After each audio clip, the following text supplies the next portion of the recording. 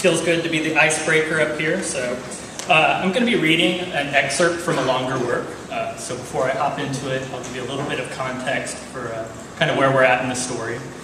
So some of you may have heard a previous excerpt that I read called Between Notes, and you may recognize character Eric and his girlfriend Maddie that took place at a beach. Probably most of you have no idea what I'm talking about, but that's okay. It'll all make sense in a minute. So Eric, the narrator, has hit kind of a real low point. His girl has left him, Maddie, in sort of a comedy of errors. And he's out of work. And he's going with his Uncle Jimmy, who's kind of a notorious deadbeat, to go do some day labor on a construction site. So I think that kind of grounds us all in where we're at. All right. Jimmy drove us to the job site. The rising sun pinked the horizon. He had his window down. The hint of morning cool was already leaving the air. The engine rumbled in a hypnotic clamor. I watched the rolling backs of the hills while Jimmy chain smoked the entire way. He bragged about being friends with the crew leader. He said he'd have his friend mark us down as skilled labor, and that's where the real money was. I told Jimmy that sounded good. Then he mentioned he had other important friends, and told me he also knew a disbarred attorney who would give expert legal advice in exchange for vodka tonics. He seemed very proud of that fact. The site was the concrete skeleton of a strip mall. In the building's shadows, an orange swarm of cigarettes bobbed. Jimmy parked in the dirt lot, and dust flowered up around the car. We walked toward a rectangular tool shed. Hammer strikes rippled the air. Two men in hard hats passed, their faces dark with determination. I took them for superintendents, men calloused by the corralling of other men. At the shed entrance, a caged trouble light glared. Inside, shadow people slid across the far wall. Between light and shadow, the crew leader passed out tools and brooms and shovels, scribbling notes on a pad of yellow-lined paper. His skin shone black like wet maple bark. When he wasn't making notes, he kept the stub of a pencil tucked behind his ear. He wore jeans and boots and a tan-colored shirt with the sleeves rolled up. In blue letters, his name tag read, Sweet Handsome. Grizzly man, said Sweet, smiling at Jimmy. Been a long time. Jimmy's heel thumped in appreciation. He nodded, called him Sweet. There was a comfortable history there. Jimmy and Sweet had fought against the sun together, and powerful enemies bind men close. I heard a rumor you was in a Mexican prison, said Sweet. Then someone told me you was bit by a rattlesnake in the garden center at Walmart. Said you sued for enough to retire on. His face went soft with the fantasy. I sure was happy for you when I heard about that snake. Shit, said Jimmy. People swim across a river to get out of Mexico. He tapped a vein in his arm. And I'm already filled with venom. Well, I'm glad you ain't locked up.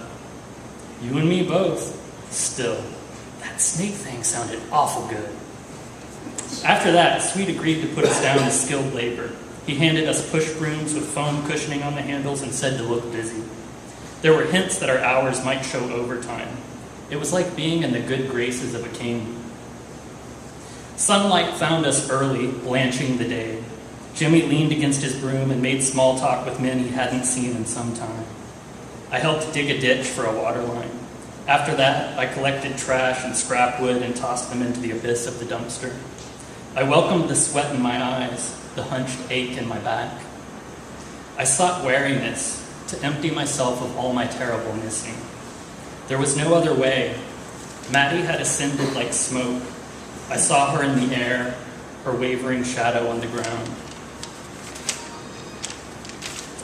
We bought our lunch from the food truck, ham and cheese sandwiches on white bread, and crackling bags of chips and sweating bottles of Coke. We ate in a large square of wall shade. Our fingers smeared gray prints on the bread. We were both silent for a long time. In the distance, traffic from the main road was the drone of a giant wave. Jimmy stared at a spot on the horizon. He was reckoning something I couldn't see beyond the cars. When Ann died, Jimmy said, I spent a long time looking for ways to break myself into smaller pieces to divide that hurt. but it gets inside every little bit of you. There ain't no use if that's what you've been thinking since Maddie left. I know it. You don't want to talk about it none?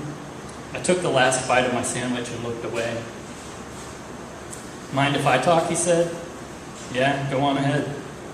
He didn't say anything right away. He'd already finished his lunch and he sat there smoking. A man in paint-speckled jeans walked over and asked if he could have a cigarette. There was a sore on the man's nose. I thought maybe it was melanoma. I wanted to tell the man to go see a doctor, but I hated the idea of hearing my voice say the words. My eyes fell to the man's feet, duct taped wrapped around the toe of his right work boot. Jimmy rattled a smoke from the pack and handed it to him. The two men talked a little about a fight that was on TV. It was boxing, and I hadn't heard of the fighters. The man was walking away when I realized the tape was keeping the sole from falling off his boot. That detail seemed very important at the time. They tell you how Ann died, said Jimmy. I nodded. There was a silence I felt compelled to fill. Heard you saw the whole thing. I was real sorry when they told me the story, I said. It took me a long time to get over not being able to save her, but that wasn't the worst part. His eyes focused on that distant spot again. She used to say everyone was wrong about me. She would say she could see right inside me, like looking through the glass doors of her jewelry box. That there were necklaces and bracelets all lumped together in a tangle of gold and silver. But if you were patient, you could unravel them and pull them out one by one. She said that's what she felt like she was doing whenever we was together. I remember I told her that was the dumbest thing I'd ever heard. He laughed to himself quietly and fired up a new smoke. Exhaled a puff of cumulus before continuing. She used to say that to remind me. I never did think there was much good inside me, but I believed her when she said that she did. Truth is, she didn't have to be made of glass for me to see that she was perfect. Sure as I'm sitting here, I knew it, but I don't know if she did, and that's the worst part. The idea she might not have known. After lunch, I busied myself at the broom. The bristles rasped a path, like so many matches being struck alight. I thought about Jimmy's story. I liked the idea that maybe there was something beautiful inside him. Inside all of us. Something waiting to be unraveled and exposed, one glimmering piece at a time. That was a Christmas story.